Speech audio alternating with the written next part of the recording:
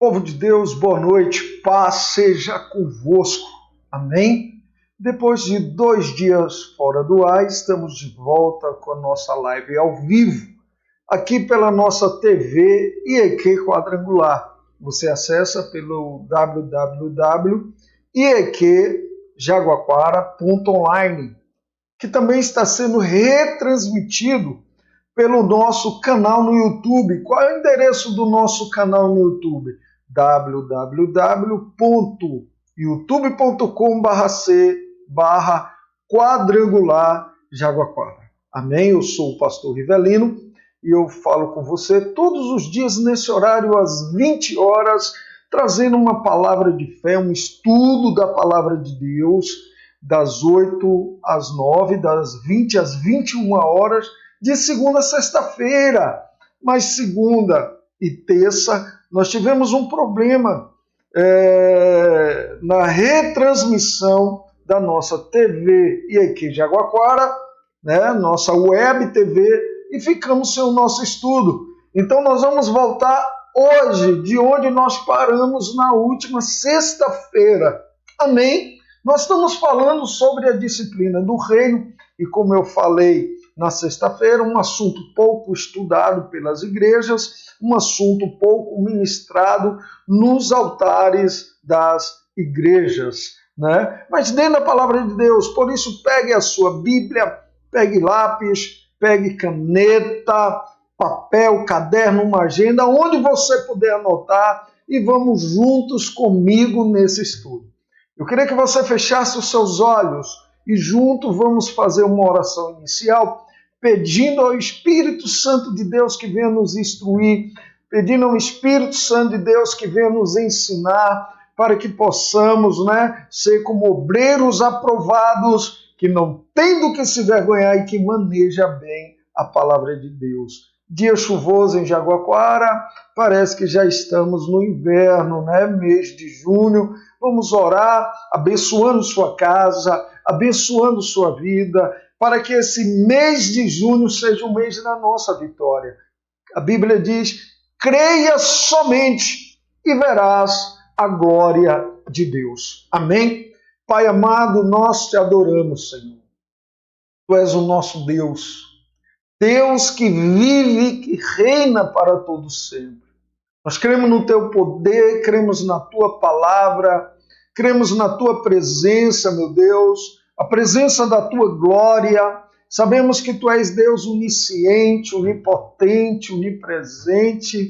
O Senhor pode todas as coisas, sabe todas as coisas e está presente em todo o universo, Pai. Tu és o Deus soberano, Deus das nossas vidas.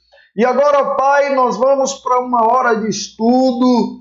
Senhor, eu aqui no estúdio da IEQ, TV IEQ Jaguaquara, os meus irmãos em suas casas, seu carro, seu trabalho, nos acompanhando, meu Deus, pelo endereço da TV IEQ Jaguaquara, mas também através do nosso canal no YouTube, aonde, Senhor, essa imagem, esse áudio chegar, meu Pai. Abençoa, Jesus. Abençoa essa pessoa, esta casa, este lar. Abençoa, meu Deus, esta vida. Abençoa, meu Pai, a nossa região sudoeste, o Vale do Jiquiriçá, a nossa amada Bahia, o Brasil, e em especial a nossa querida Jaguaquara. Abençoa, Senhor, o executivo dessa cidade, o legislativo, o judiciário, o homem do campo, o produtor rural, o empresário, o microempreendedor, meu Deus. Abençoa, Senhor, a força do trabalhador, o intelectual, o estudante, o jovem, o adulto. Senhor, os nossos idosos, as nossas crianças, meu Pai. Repreenda todo mal, toda violência, repreenda todo vírus, toda bactéria, meu Pai, toda doença, toda enfermidade. Senhor, alcança este lar, abençoa esta família, os cônjuges, os filhos, o solteiro, o casado. Repreenda, Senhor, o mal da Covid-19, esse novo coronavírus, meu Pai. Abençoa a classe médica, Senhor, os enfermeiros, os técnicos em enfermagem, os funcionários de hospital, a polícia militar, civil, a guarda municipal. Senhor, cobre a nossa cidade com a tua bênção. A tua palavra diz, meu Pai, se o Senhor não guardar a cidade, em vão vigia o sentinela. Se o Senhor não edifica a casa, em vão trabalham os construtores. Ó Senhor, a tua palavra diz que é difícil dormir tarde e acordar cedo, comer o pão de dores, mas aos teus o Senhor acrescenta enquanto dorme. Por isso, meu Pai, nos abençoa nesta noite, nos dando um mês de vitória. Abençoa o mês de junho de cada um de nós, cada casa. Ó Senhor, abençoa o período do inverno, meu Deus. Senhor, contra o mal, contra as doenças. Tu és o grande Deus, Jeová Rafá, que sara, que cura, meu Pai. E levou sobre si na cruz do Calvário toda doença e enfermidade. As nossas dores estiveram sobre ti, meu Pai, naquela cruz. Por isso, Senhor, invocamos a tua palavra e tomamos posse do milagre em nome de Jesus, em nome de Jesus. Amém. Amém, irmãos. Estarei orando por você também no final desse estudo. Se você puder preparar um copo com água, coloque aí perto, nós vamos estar abençoando, meu irmão, num ato profético. Amém? Você crê em ato profético? Não, eu creio. Amém? A Bíblia é recheada de atos proféticos. E há um ato profético que eu gosto. É quando Jesus cospe no chão, unta o barro com a sua saliva, passa nos olhos do cego e manda ele se lavar. E quando ele se lava, ele é curado. Então, cuspe com barro não é algo natural, não é algo normal, não é uma prática comum, foi um ato do profeta. Amém? Então, nesta noite, o ato profético que nós vamos fazer é você vai selecionar um copo com água. O meu já está aqui, ó. Certo? A minha caneca com água já está aqui. E eu quero orar no final. No finalzinho, porque agora nós vamos de estudo da palavra de Deus. Nós vamos meditar. E nós estávamos falando, meu irmão, minha irmã, né? Você que nos acompanha, meu amigo, minha amiga, sobre a disciplina do reino.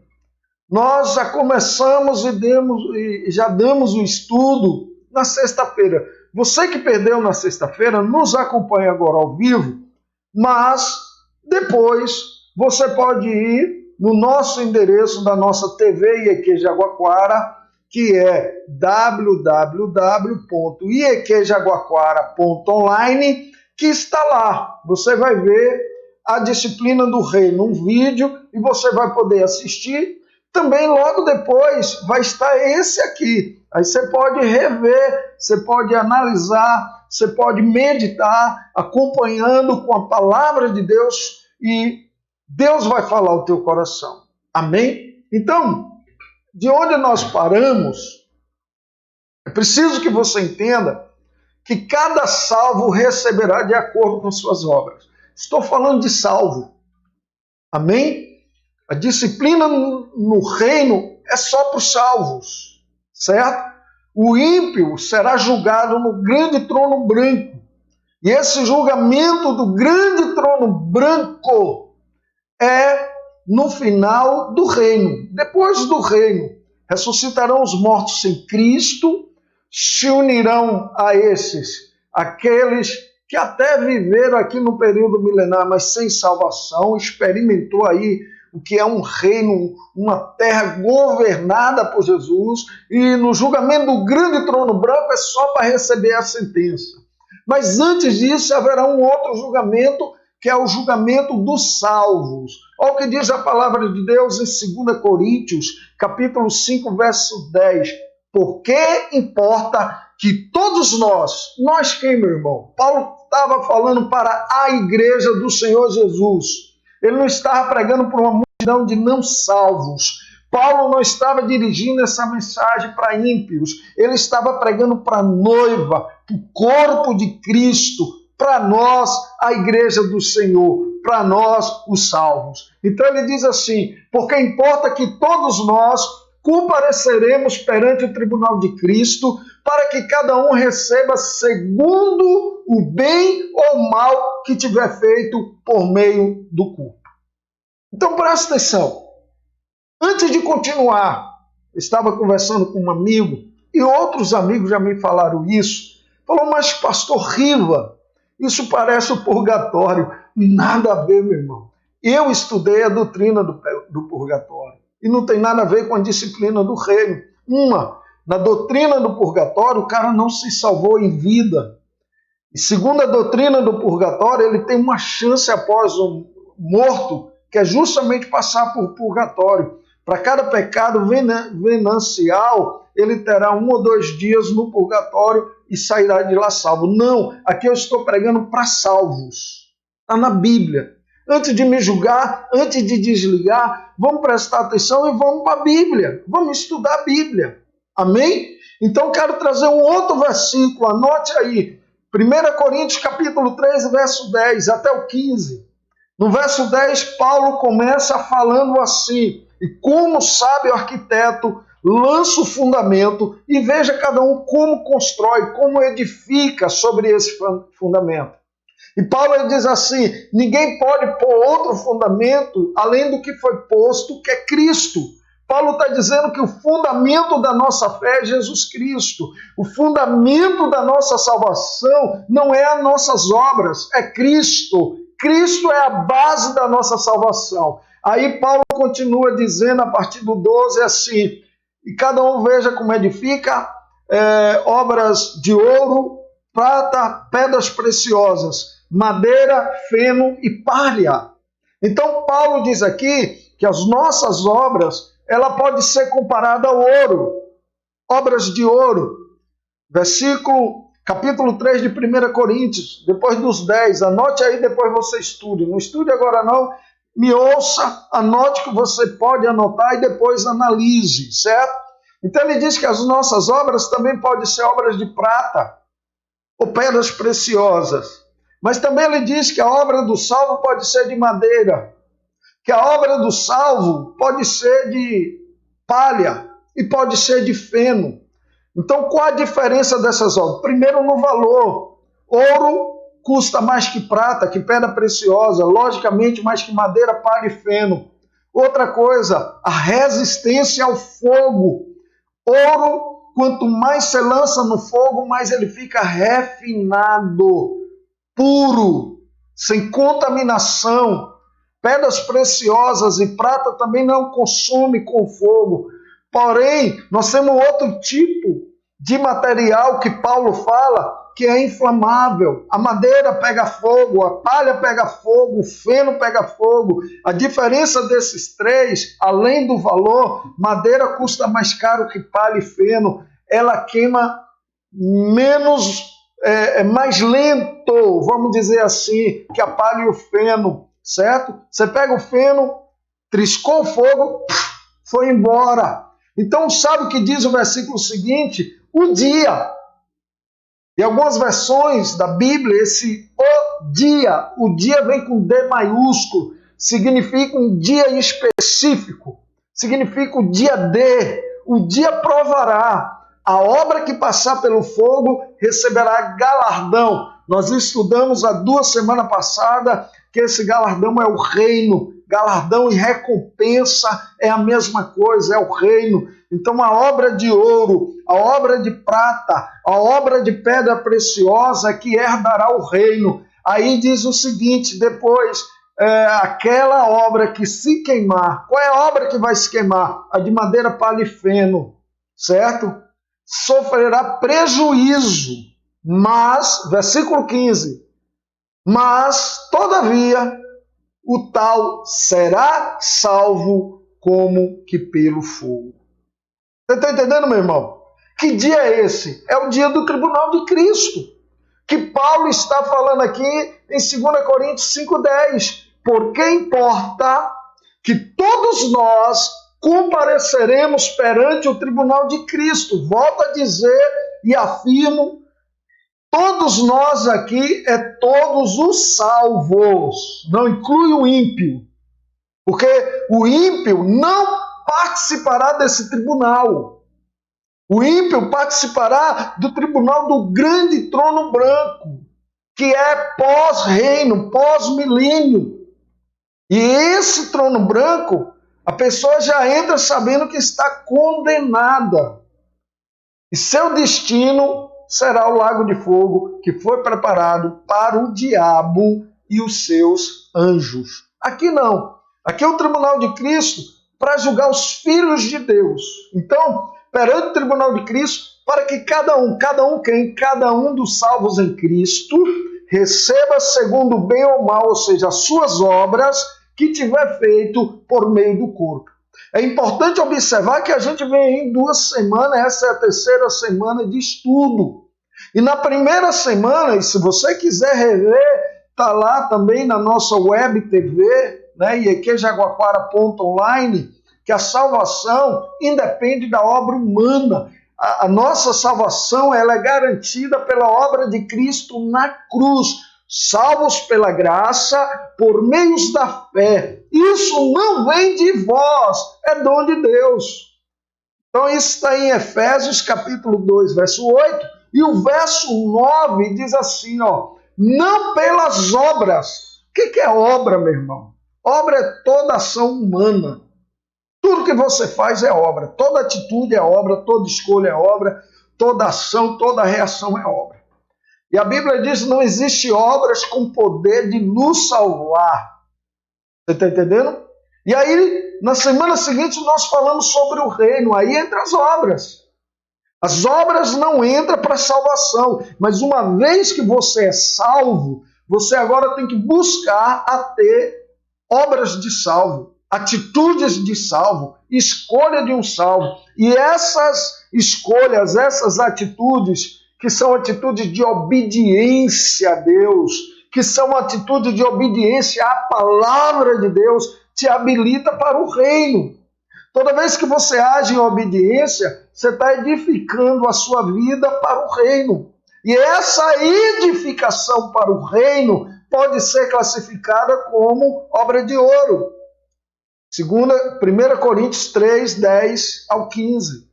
Ela pode ser classificada, talvez, como obras de prata, como obras de pedras preciosas. Então, uma vez que somos salvos, precisamos estar vigilantes com aquilo que fazemos. Amém? Você está entendendo? Então vamos lá. Esse texto que nós lemos aqui, de 2 Coríntios 5,10, se refere ao julgamento dos salvos. Se um homem não é salvo, ele não é um filho de Deus. Você está entendendo? Existe uma condição para o ser humano, que é criatura de Deus, se tornar filho de Deus.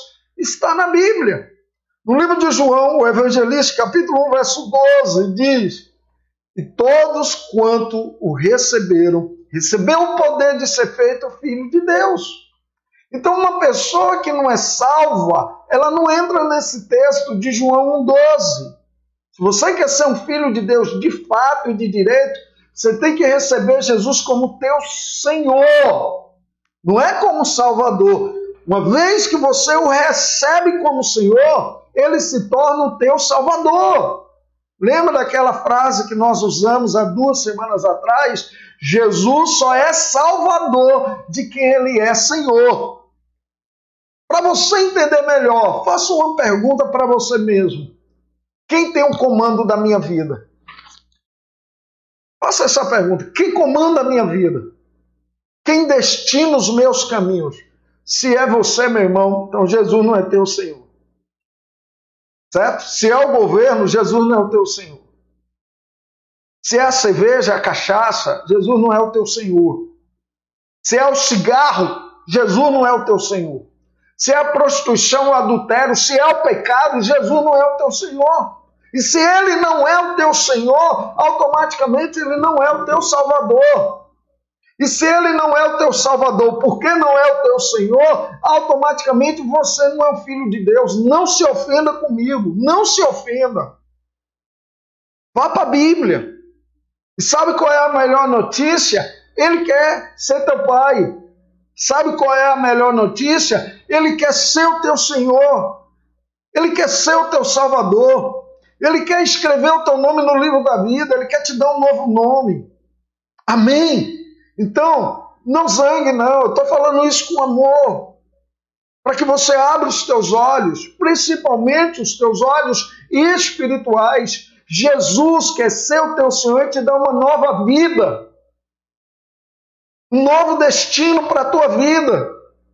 O Senhor quer te colocar no caminho de retidão, no caminho de paz, de saúde e de amor. Quer que você vença essa depressão. Quer que você vença o alcoolismo, o tabagismo, o pecado, o adultério, a prostituição.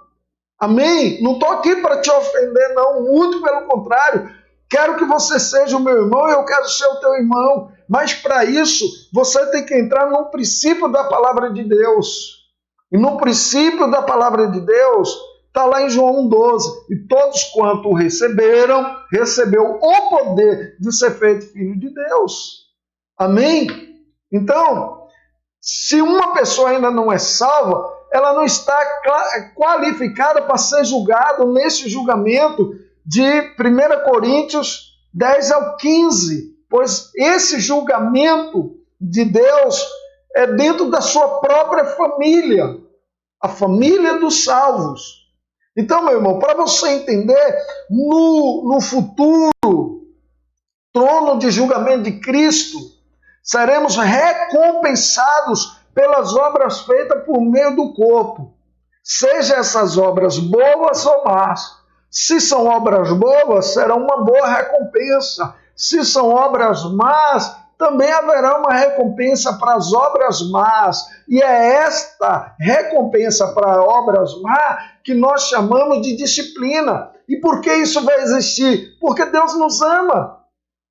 Ele ama os seus filhos. E a Bíblia diz que o Senhor disciplina todos aqueles que Ele ama. Para correção, não é para punição. Amém, meu irmão?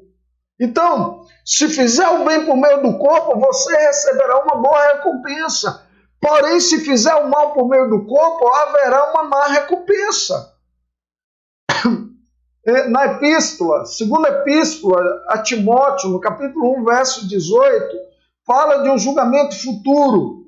E o apóstolo Paulo orou por misericórdia.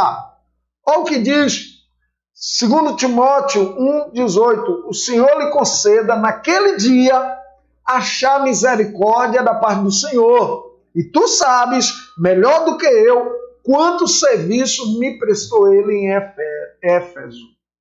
Amém, meu irmão?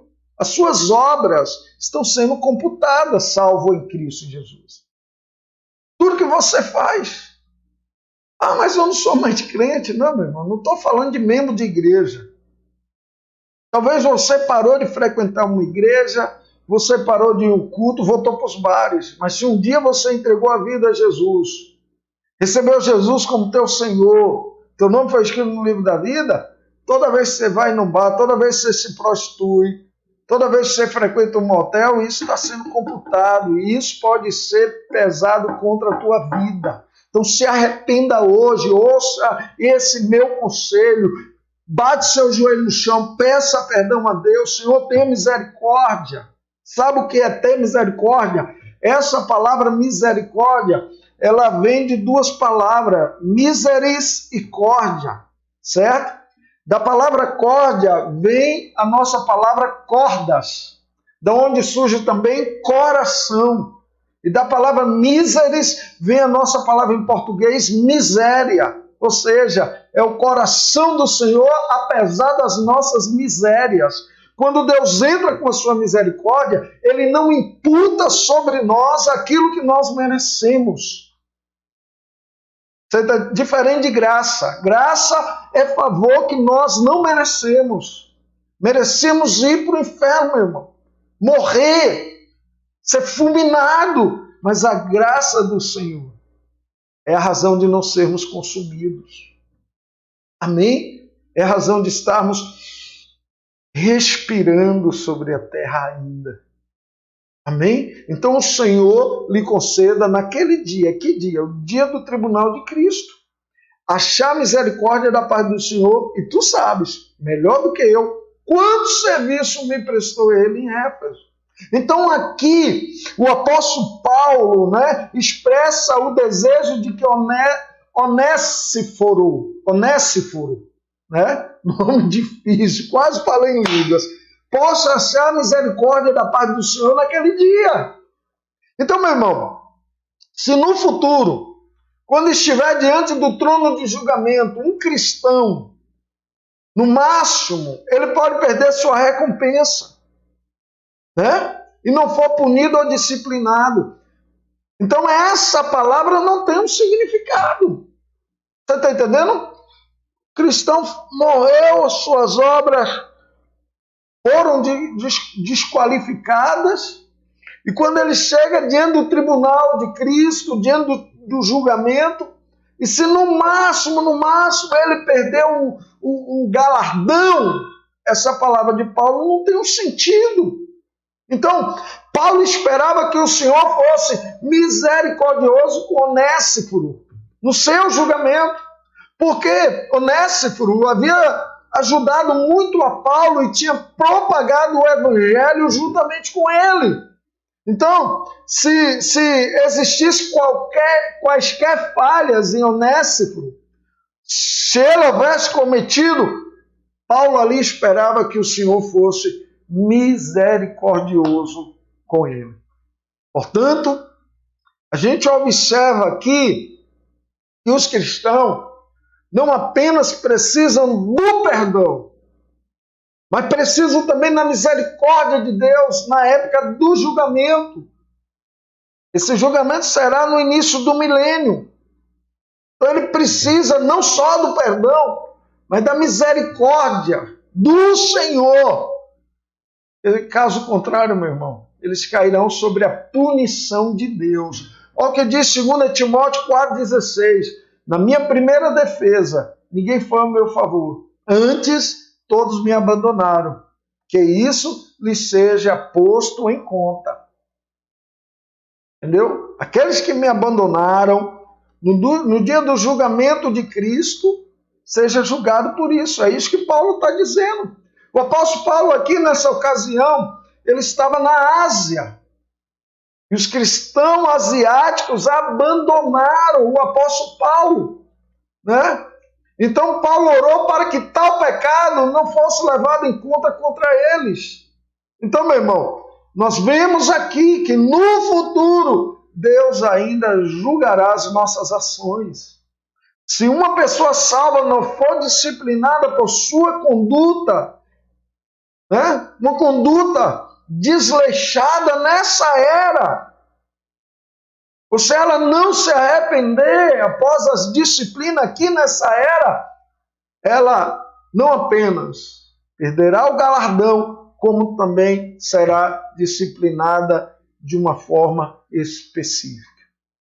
Vamos para Mateus. No livro de Mateus, capítulo 12, verso 32, o Senhor Jesus menciona especificamente a blasfêmia contra o Espírito Santo. Ali ele diz que todos os pecados podem ser perdoados, todas as palavras faladas contra ele, o Filho do Homem, pode ser perdoadas, mas ele diz que o pecado da blasfêmia contra o Espírito Santo não haverá perdão nessa era e não haverá perdão na era vindoura. Observe aqui, vamos analisar. Mateus 12, 32. Se alguém proferir alguma palavra contra o Filho do Homem, ser-lhe-á isso perdoado. Jesus falando.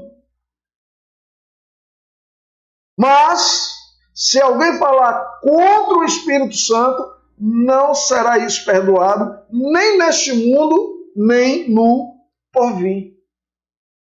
E quando você vai para a Bíblia, meu irmão, a era vindoura sempre se refere ao reino de Cristo. Hoje é a era da graça. A próxima era será a era no qual o Senhor virá para reinar 1000 anos. Quando você lê Mateus 12, você percebe que o perdão de pecado está dividido em 2 períodos. Alguns pecados serão perdoados nesta era e outros serão perdoados na era vindoura. Mas por que isso, pastor? Porque um salvo ainda pode pecar, meu irmão. Porque não haverá perdão dos pecados na era vindoura para o ímpio. O ímpio, se ele morre sem Jesus, se ele vive sem Jesus, ele vai para o inferno porque ele está cometendo o pior de todos os pecados. Sabe qual é o pior de todos os pecados? Existe pecadinho e pecadão? Meu irmão, existe um pecado que não tem perdão. É não crer no Espírito Santo, porque a Bíblia diz que é ele que nos convence. Então, se uma pessoa não recebe a mensagem da cruz, se uma pessoa não recebe a mensagem de salvação, ela está duvidando, não é dos pastores, não é dos salvos, não é da igreja. Está pecando contra o Espírito Santo. E aí não tem perdão, meu irmão. É inferno na certa. Então, alguns cristãos que pecam hoje, cujos problemas não forem solucionados diante de Deus hoje, receberão uma disciplina no futuro. Amém? Deixa eu falar um pouco desse tempo da disciplina. Exatamente, pastor Riva, quando é que ocorrerá essa disciplina futura? Está claro, meu irmão, que haverá uma disciplina no futuro após a volta do Senhor. Mas em que momento após a volta do Senhor isso ocorrerá, pastor? Então nós vamos considerar 3 eras na Bíblia. A era presente, que nós chamamos da era da graça. Ela pode também ser chamada de era do Evangelho ou a era da igreja. Primeira era. Segunda era, a era vindoura pode ser chamada de era do reino ou era do milênio. E essa durará somente 1000 anos. Apocalipse capítulo 20, verso 6. Anote aí, Apocalipse 20, verso 6. E a terceira era após o milênio, que é a vida eterna. A era do novo céu e a era da nova terra. Amém? Então, a Bíblia apresenta-nos essas 3 eras. A era da igreja é a era da graça. Nessa era, Deus salva os homens, leva os homens a receber a graça do Senhor Jesus, e tudo nessa era é proveniente da graça. Amém? Mas a era vindoura é a era de justiça. A próxima era, após a era da graça, é a era de justiça. Amém? A era eterna também será uma era de graça, da graça.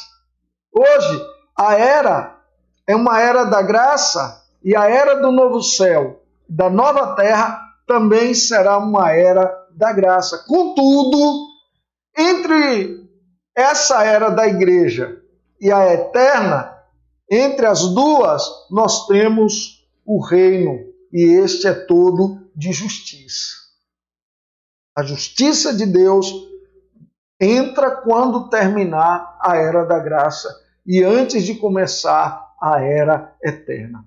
Então, se você não estiver claro sobre essas eras, sua teologia e sua compreensão bíblica estão incorretas. Entendeu, meu irmão? Tanto a era da igreja como a era do novo céu e nova terra são eras da graça, mas a era do milênio é uma era parentética, especialmente preparada por Deus para recompensar os fiéis e disciplinar os infiéis, salvos. Então, no milênio, Deus trata com o homem em justiça, certo? Nós temos aí, por exemplo, anote aí, para a gente ganhar tempo, depois você vai estudar, anote, cadê a caneta e o papel?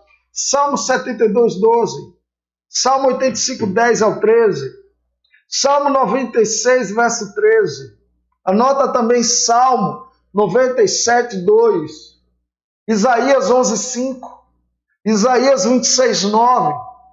Anote aí Isaías 33:5. Anote também Isaías 62:1. Jeremias 33:15, Daniel 7:27. E nós podemos citar pelo menos 200 versículos acerca do julgamento justo no reino. O justo juiz. O justo juiz, que é justo e justificador, dará a nós a recompensa justa, segundo o bem ou mal. Nós lemos aqui no início que nós fizemos por meio do corpo. Então, qual é a diferença entre o reino e o novo céu e a nova terra? A Bíblia faz uma nítida distinção entre ambos. Vamos considerar aqui, irmãos, Apocalipse 19, versos 6 a 8. Diz assim, ó, Apocalipse, anote tudo. Apocalipse 19, 6 a 8. Então ouvi uma voz como de numerosa multidão, como de muitas águas, e como de fortes trovões, dizendo: Aleluia, pois reina o Senhor nosso Deus, o Todo-Poderoso. Então, meu irmão, anote que aqui é o início do reino.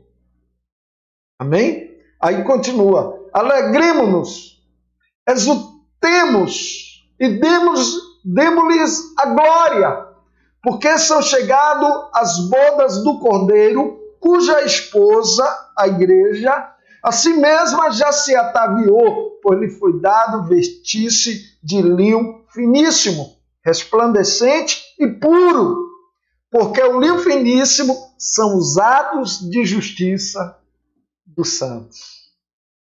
Amém? Olha que maravilhoso. O linho finíssimo é a justiça nos atos daqueles que creem. A justiça mencionada aqui se refere à justiça nas ações, nas obras.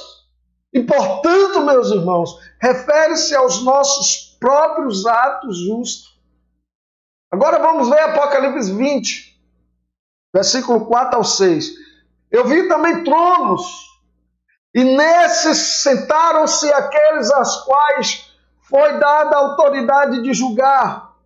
Vi ainda as almas dos decapitados por causa do testemunho de Jesus, bem como por causa do testemunho de Jesus, bem como por causa da palavra de Deus, tantos quantos não adoraram a besta, nem tampouco a sua imagem, e não receberam a marca na fronte e na mão, e viveram e reinaram com Cristo durante 1000 anos.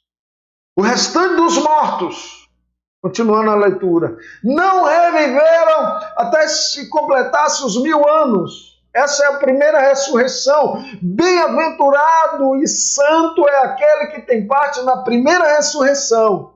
Sobre esses, a segunda morte não tem autoridade. Pelo contrário, serão sacerdotes de Deus e de Cristo e reinarão com ele os 1000 anos.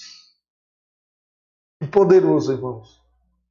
Esse versículo está nos dizendo que serão os reis que reinarão com Cristo por 1000 anos. Amém? Quem serão os reis que reinarão com Cristo? O reino não é para todos. O reino é apenas para os que são qualificados. Nesse caso, os mártires.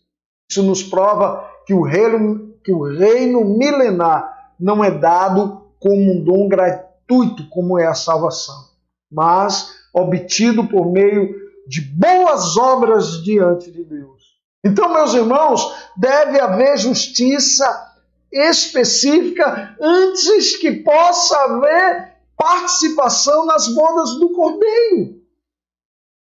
Deixa eu te explicar um pouquinho sobre o novo céu e a nova terra. Amém? Sobre o novo céu e a nova terra, nós temos 20 minutos ainda para o horário proposto. Vamos ver aqui Apocalipse 21, versículo 1 ao 7.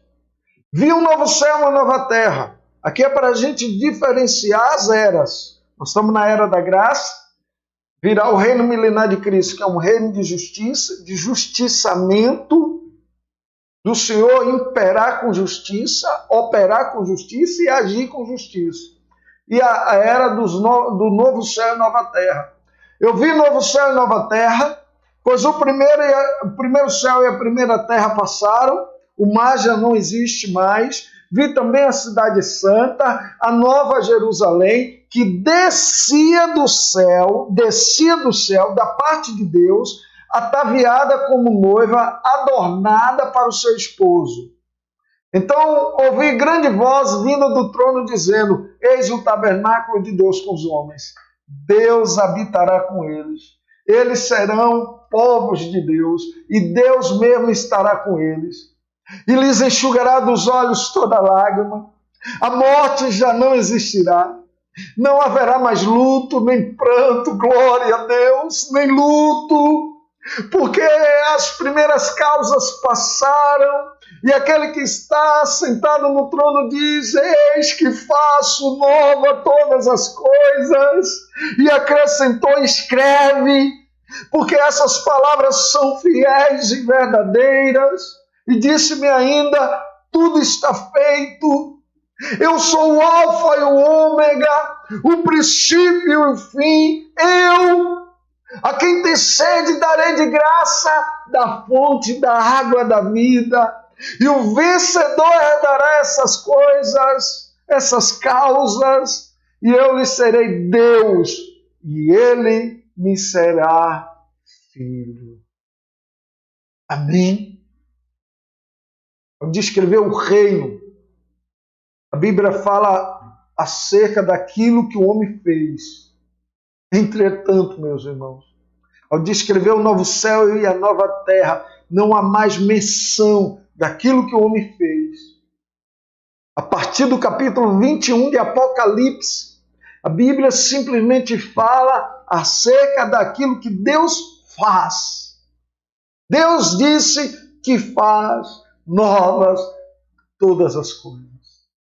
Então, a obra do homem não tem parte no novo céu e na nova terra. Se você desejar saber como obter tal maravilhoso novo céu e nova terra, apenas ouça essas palavras. Disse-me ainda: tudo está feito. Eu sou o Alfa e o Ômega, o princípio e o fim. Versículo 6. Sabe o que ele está dizendo? Em outras palavras, tudo é feito por Deus. Eu, a quem tem sede, darei de graça da fonte da água da vida. Ainda no versículo 6, parte B. Então, meu irmão, após todas essas coisas terem sido ditas, tudo é resumido em uma sentença. Eu, a quem tem sede, darei de graça da fonte da água da vida. Sabe, meus irmãos? O novo céu e a nova terra são provenientes da graça. O novo céu e a nova terra são totalmente da parte dele. E o próximo versículo diz: o vencedor herdará essas coisas.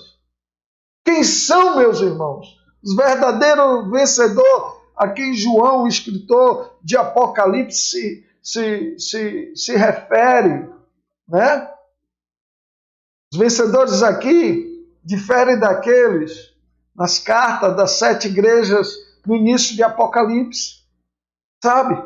Aqui, por meio do uso do termo vencedores, há uma distinção é feita entre as pessoas no mundo e os cristãos. A distinção aqui não é entre um tipo de cristão e outro tipo de cristão. Então, quando você vai para Apocalipse, nos 3 primeiros capítulos, vencer está relacionado a cristãos em meio a outros cristãos. Mas no capítulo 21 de Apocalipse, vencer relaciona cristão entre as pessoas do mundo. Quando chegarmos ao final de Apocalipse, queridos, a igreja, o reino e a tribulação não é mais mencionados. Em vez disso, nós descobrimos apenas que todos os que estão sedentos podem vir tomar de graça da água da vida. Aleluia. Glória a Deus. Isso significa que você é convidado para o novo céu e a nova terra. Isso significa que tudo é gratuito. E ser gratuito significa que provém da graça. Portanto, eu lhe digo, o novo céu e a nova terra são totalmente distintos do reino, do milênio.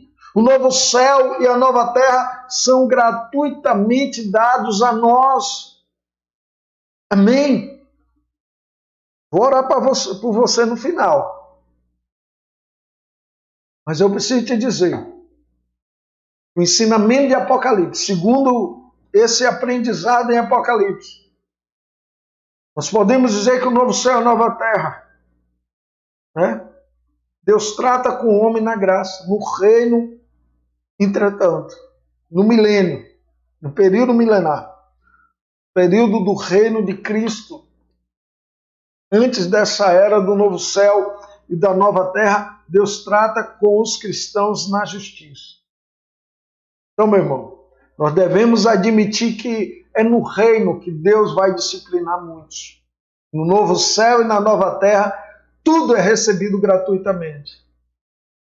Se você hoje ama o mundo, se você hoje anda segundo a carne, se você leva um viver desleixado, na próxima era você pode ser disciplinado por Deus.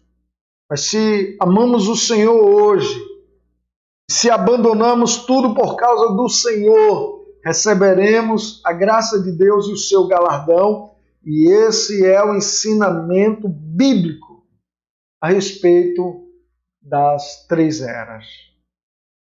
Amém? Eu preciso te dizer que é verdade que o homem pode desfrutar da vida eterna hoje. Hoje. Mas o reino é o tempo do qual Deus tratará os seus filhos. E isso é amor, irmão. Puxar a orelha às vezes é amor, dar uma chinelada muitas vezes é um sinal de amor, corrigir, disciplinar, punir. É amor, é para corrigir, é para a pessoa não quebrar a cara. Entendeu, meu irmão? Então, nós temos uma segurança eterna, mas também temos um perigo temporário. O salvo, ele tem uma segurança eterna, mas também um perigo temporário. O salvo tem a garantia da vida eterna. Amém? O salvo tem a garantia do novo céu e da nova terra. Porém, entretanto, o perigo do reino, pois no reino podemos sofrer severas disciplinas. Amém? Eu quero dizer que, embora a salvação tenha sido estabelecido pela obra do Senhor Jesus, a recompensa será decidida pela obra de cada um. Amém? A salvação foi decidida pela obra de Jesus, mas o reino pela minha obra, pela sua obra. Então, meus amados, eu quero concluir dizendo que devemos valorizar a graça que temos recebido. Temos que receber a advertência de Deus e prosseguir para a recompensa do reino. Amém? Essa palavra ela é digna de confiança. Vá para a Bíblia, pega os versículos que eu te passei, que você anotou, ore. Peça ao Espírito Santo para te instruir. Não confie no que eu estou falando, não. Confie na Bíblia. Então vá para a Bíblia. E se a Bíblia ratificar o que eu estou falando, confie em mim. Amém? Eu estou pregando aqui salvação pela graça e o reino pelas obras. Se você entender isso, você será um salvo que anda em obediência. Se você entender o que eu estou pregando aqui, você será um salvo que buscará santidade para a tua vida. Amém? Se você entender o que eu estou ministrando aqui, você será um salvo maduro, responsável, porque você não vai querer pecar, mesmo acreditando que a salvação ela é eterna, irrevogável. Estou unindo aqui graça e obra. Eu sou salvo não pelas obras, mas para as obras. Uma vez que eu sou salvo, eu pratico a obediência, a santificação, a renúncia da carne, a renúncia dos prazeres do pecado e vivo para Cristo. E se eu vivo para Cristo, receberei galardão. Amém? 8h50. Eu quero orar com você. Você que chegou agora, eu pedi para os irmãos preparar um copo com água, um ato profético. Nós vamos estar orando. Você que chegou agora e não viu eu falando sobre ato profético, eu vou repetir. A Bíblia está recheada de atos proféticos. Ações do profeta. Escolhas do profeta. E é um profeta maravilhoso na Bíblia que fez um ato profético de cura.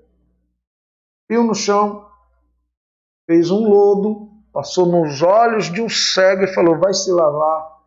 E quando o cego se lavou, ele voltou a ver. Você já fez isso? Não, porque é loucura. E às vezes o ato do profeta parece ser loucura. Mas Jesus fez esse ato profético e curou um cego. Amém? Eu sou profeta de Deus nesta terra, levantado por Ele. Não porque eu mereço, mas por causa da misericórdia dEle. Então pega esse copo com água logo, vá. Vamos orar. Amém? Quando você pega o copo com água, há um estudo da física quântica que diz, física, ciência, viu? Se você pegar um copo com água, orar impondo as mãos, depois fizer um teste, você vai ver que as moléculas da água sofreu alterações, ou alteração. Então há poder na oração. Amém? Feche os seus olhos. Senhor dos Exércitos, nós oramos por cura. Nós oramos por milagres. Nós oramos por esse irmão, por essa irmã, por este jovem, por essa pessoa que vai beber esta água. Pai, com teu poder, com a palavra do profeta, onde a tua palavra diz assim, Senhor, creia no Senhor teu Deus e estarás seguro, creia em seus profetas e prosperareis, ou tereis a vitória. Essa água, Senhor, vem abençoar essa vida. Cura, Jesus. O Senhor cura esse caroço, esse nódulo, esse mioma, esse câncer, esse vírus, essa bactéria. Em nome de Jesus, Deus.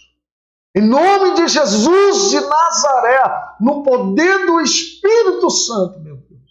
Por essa coluna, esse couro cabeludo, a sola do pé, o rim, o fígado, o coração, meu Deus. Pai, surpreenda o médico, surpreenda a família. Tu és o médico dos médicos, tu és o cirurgião dos cirurgiões, meu Deus. E em nome de Jesus, Senhor, vai desaparecer os cálculos renais. Em nome de Jesus, na vesícula, meu Deus. Em nome de Jesus, essa dor, Deus, insuportável. O efeito da chikungunya, Zika vírus, da dengue, Pai. O efeito da Covid-19, eu creio no teu poder, Senhor, em nome de Jesus. E você creia também. Amém?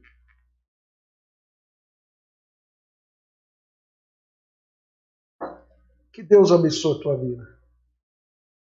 Que o amor de Deus Pai, que a graça de Deus Filho e a consolação do Deus Espírito Santo esteja sobre você não só hoje, mas para todo sempre. Amanhã, 20 horas, estaremos de volta com um novo estudo. Hoje nós concluímos a disciplina do reino e amanhã a gente retorna para mais um momento de estudo, de crescimento na palavra de Deus. Amém? Uma boa noite de sono tranquilo e reparador na segurança de Cristo, em nome de Jesus.